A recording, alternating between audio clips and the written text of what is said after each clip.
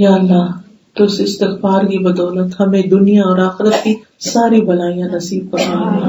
اللہ جتنی بھی بہنیں آئی ہیں سب کو وافر حلال رزق عطا فرما، حرام سے بچا، سب کی اولادوں میں برکت پیدا کر، انہوں نے سچا پکا نیک مومن مسلم بنا.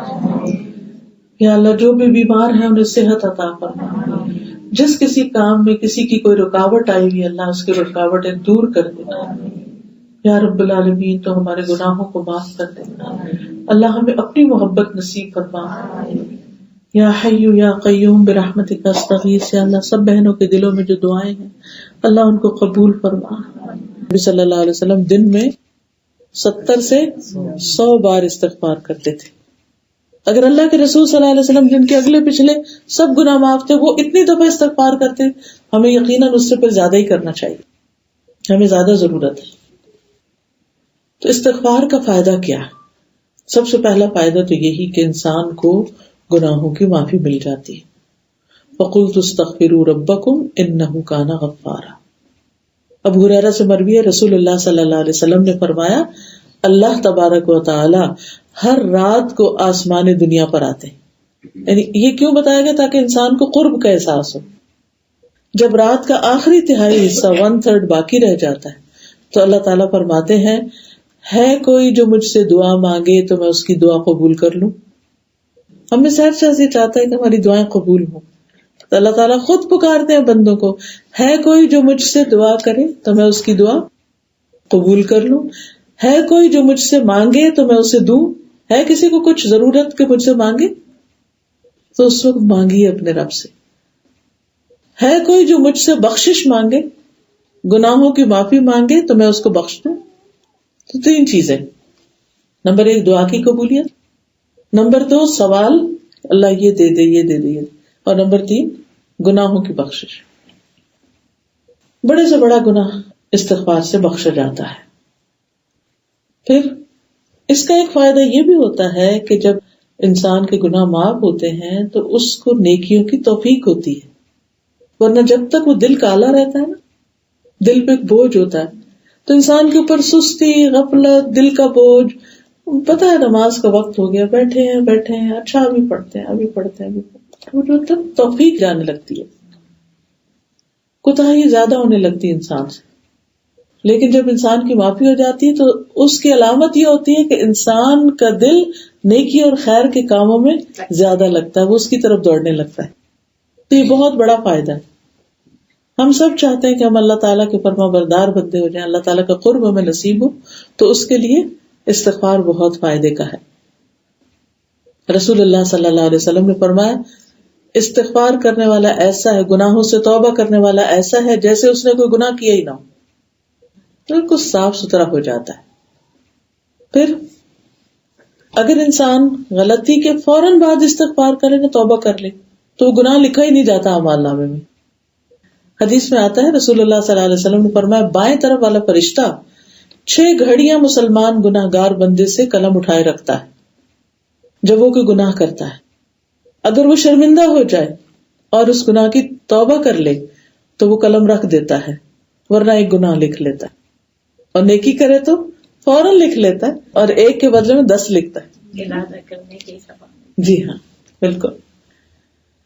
پھر استغفار دلوں کی صفائی کا سبب ہے، دل اس سے صاف ہوتے ہیں، اور جب دل صاف ہوتے ہیں نا تو دلوں کو ایک اطمینان اور خوشی اور سکون اور ایک عجب سی لذت اور سرور حاصل ہوتا ہے. اللہ سبحانہ وتعالیٰ کا لاکھ لاکھ شکر ہے جس نے ہمیں مسلمان بنایا، زندگی گزارنے کا طریقہ سکھایا، اور ہمیں دنیا میں ایسے ہی چھوڑ نہیں دیا بلکہ زندگی کے ہر مرحلے پر ہمیں رہنمائی دی. اب یہ اللہ سبحانہ وتعالیٰ کی رحمت ہے کہ اس نے ہمیں یہ بتا دیا کہ اگر تم سے غلطی ہو جائے، تم بھول جاؤ، تم سے کوئی ایسا کام ہو جائے جو تمہارے رب کو پسند نہیں، تو پھر کیا کرو؟ توبہ کر لو، استغفار کر لو، رب کی طرف واپس پلٹ آؤ.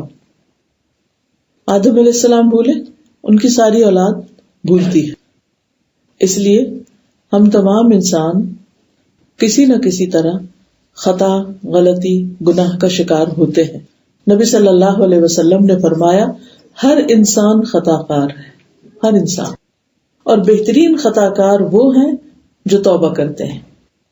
یعنی یہ نہیں ہو سکتا کہ ہم سے غلطی نہ ہو، یہ تو ہوتا رہے گا، لیکن غلطی کرنے والوں میں سے بہترین لوگ کون ہیں کہ جو غلطی پر اصرار نہیں کرتے، غلطی پر جم نہیں جاتے، بار بار نہیں کرتے، بلکہ اسے چھوڑ کر واپس پلٹنے کی کوشش کرتے ہیں، اپنے رب کی طرف لوٹتے ہیں جس کا رب نے حکم بھی دیا ہے، وَأَنِيبُوا إِلَىٰ رَبِّكُمْ وَأَسْلِمُوا مِن قَبْلِ أَن يَأْتِيَكُمُ الْعَذَابُ ثُمَّ لَا تُنصَرُونَ.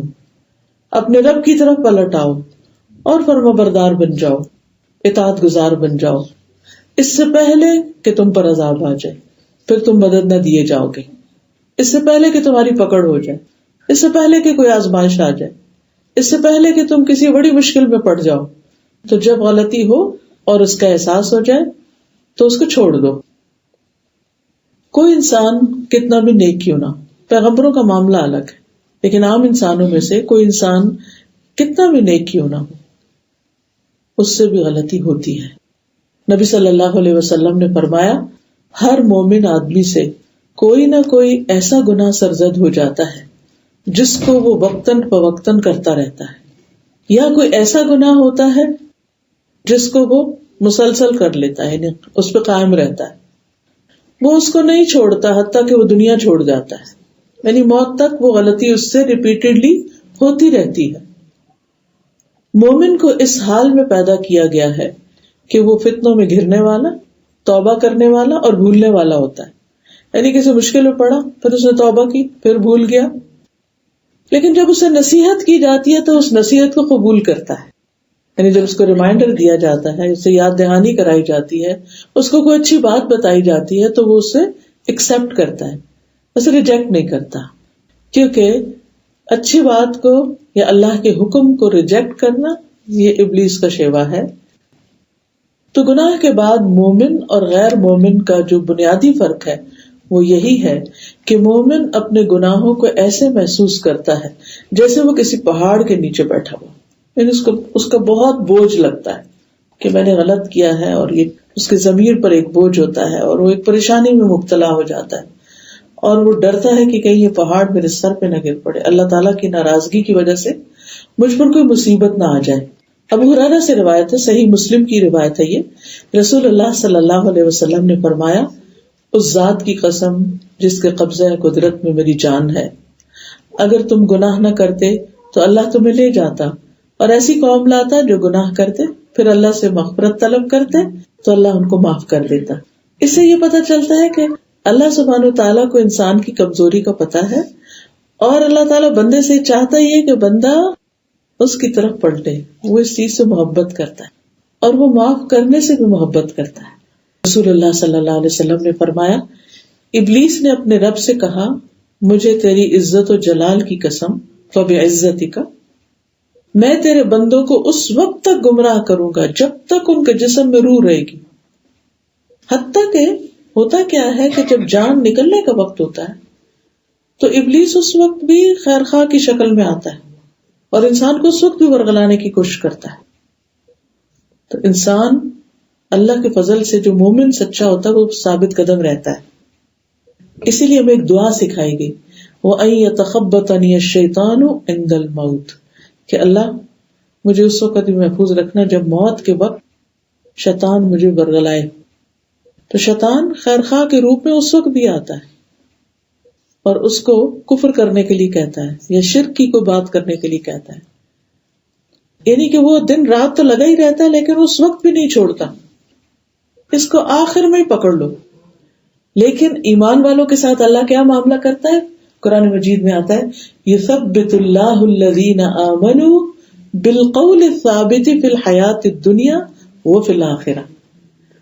ایمان والوں کو اللہ تعالی پکی بات کے ساتھ لا الہ الا اللہ کی برکت سے دنیا میں بھی ثابت قدمی دیتا ہے کہ وہ اللہ کے بندے بن کے رہیں، اور آخرت میں بھی. اور آخرت میں سب سے پہلا مرحلہ موت ہے، یعنی اس وقت بھی اللہ تعالیٰ اس بندے کو ثابت قدم رکھتے ہیں. لیکن یہ کس کو؟ جو دنیا میں ثابت قدمی اختیار کرے. یعنی اللہ تعالیٰ کے معاف کرنے کا مطلب یہ نہیں کہ ہم پھر اس کی راہ چھوڑ دے اور یہ سوچتے رہے کہ اچھا آخر میں کچھ کر لیں گے. اب دیکھیں اگر ساری زندگی ہم شیطان کے شاگرد بنے رہیں اور اس کی ہر بات مانتے رہیں تو پھر تو موت کے وقت بھی اس کی بات ماننا بڑی آسان ہوگی. تو ابھی ہم نے اس سے بیزاری کا اعلان کرنا ہے تاکہ اس وقت بھی اس سے بیزار ہو اور اس کی بات نہ مانے اور ہمارا انجام اچھا ہو. کیونکہ انسان کا جو یعنی اس کی اگلی زندگی ہے اس کا انحصار اس کے انجام پر، کس چیز پر خاتمہ ہوا. اسی لیے ہمیں کوشش کرنی چاہیے کہ روز دعا کریں کہ اللہ ہمارا انجام اچھا کرنا، مرتے وقت ہمیں کلمہ نصیب کرنا، ایمان پر موت دینا، شیطان کے برگلانے میں آ کے کوئی اور باتیں نہ ہم کر رہے ہیں. تو اللہ سبحانہ وتعالیٰ نے فرمایا مجھے اپنی عزت و جلال کی قسم جب تک وہ مجھ سے معافی مانگتے رہیں گے میں انہیں معاف کرتا رہوں گا، چاہے کوئی ڈیتھ بیڈ پہ کیوں. تو اس لیے جس وقت بھی دل پہ کوئی بوجھ آئے فوراً کہ اللہ تو مجھے معاف کر دے اور میں اس حال میں تجھ سے ملوں کہ تو مجھے معاف کر چکا، میں گناہوں کا بوجھ لے کے تیرے حضور نہیں آنا چاہتی. پھر اسی طرح دن میں کثرت کے ساتھ آپ جس تسبیح پڑھتے ہیں 100 دفعہ مثلا، اس میں استغفر اللہ و اتوب الیہ، اگر یہ 2 لفظ بھی کہہ دیں گے نا تو کافی ہو جائیں گے.